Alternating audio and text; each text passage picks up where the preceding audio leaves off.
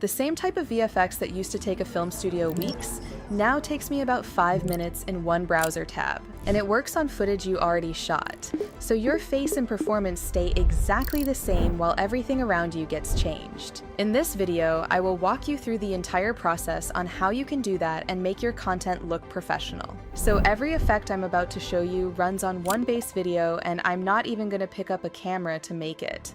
Normally, this is where you'd go shoot something or use an AI video tool that generates a random person from scratch and gives you something very generic. So instead, I head straight into OpenArt, which is the tool I'm using for this whole build.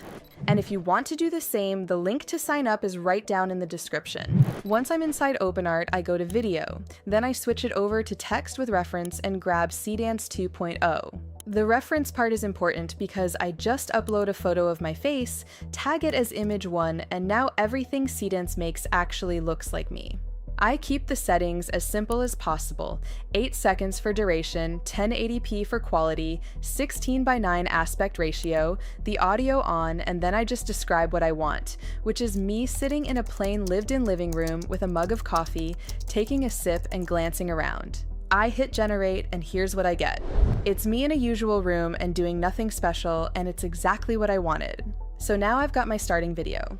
The only catch is that boring room behind me, and getting rid of it without a green screen or a single reshoot is the first real trick. So the room is the first thing to go, and the way OpenArt handles it is honestly why I stopped bothering with green screens. First, I build the room that I want to be in. I head to Image, choose GPT Image 2, and keep the settings simple: 16:9 for the aspect ratio, 1K for the resolution, quality on high.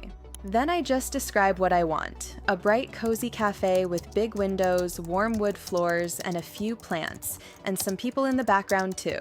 I will explain in a minute why I added that.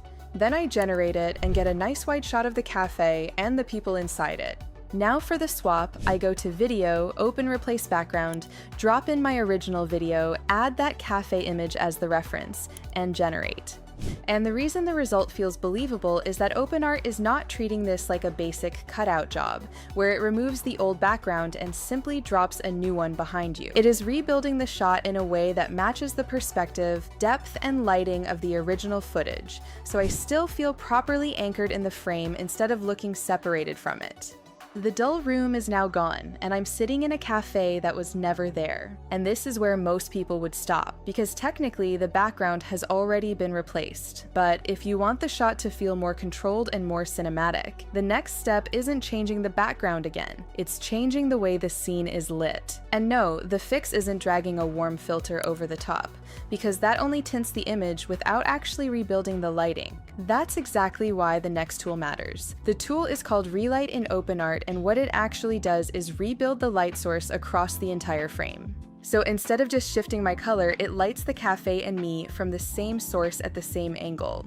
That matters because when the light on you and the light behind you mismatch, your brain thinks the shot is a fake one, even if you can't say why. So I take my cafe video into the video section in OpenArt. Then I open Relight and run it twice to show you how far it goes. The first pass uses the Golden Hour Glow preset. As you can see compared to what we had previously, the golden light has naturally fallen over me as it would if I were to sit beside a window. Then I switch the preset to Moonlit Blue and run it again.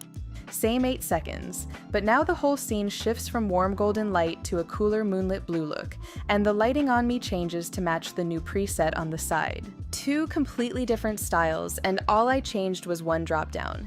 I'm keeping the golden one going forward since it fits the cafe best. And those 2 presets are just 2 of the ones you've got to pick from.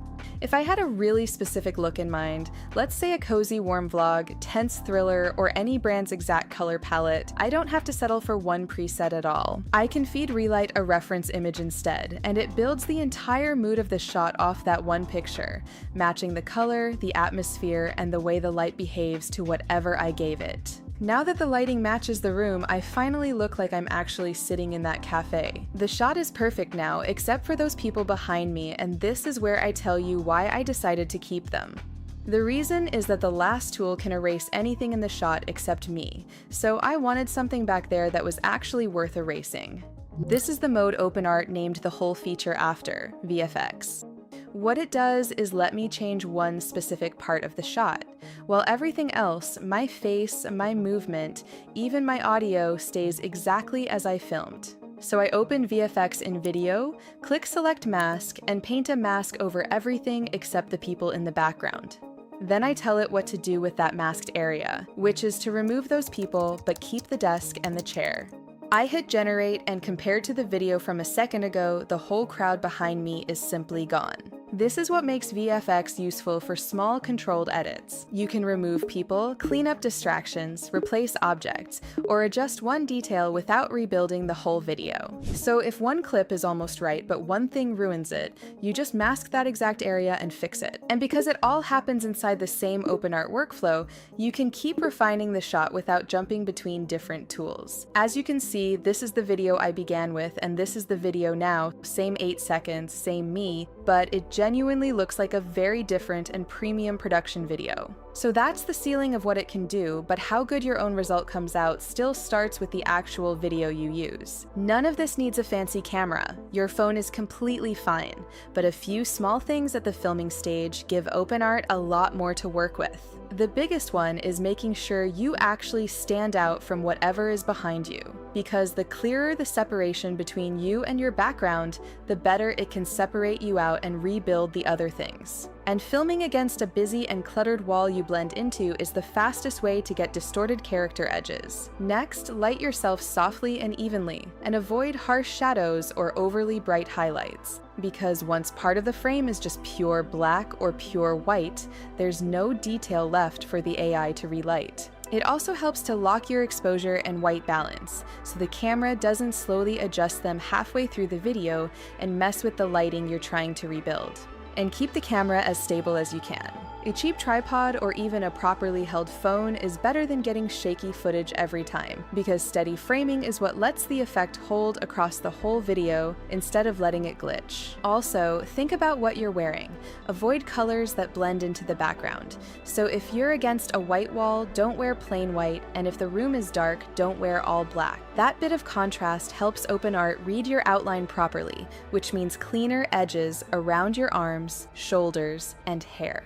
Do those few things and you're basically giving OpenArt the best foundation to work from, and the output comes back looking like you spent far more on it than you actually did. And honestly, I'm not even close to done with that little coffee shop video. On the annual Wonder Plan, each generation only runs about 40 cents in OpenArt, so I can keep changing it into new looks for a couple of dollars total.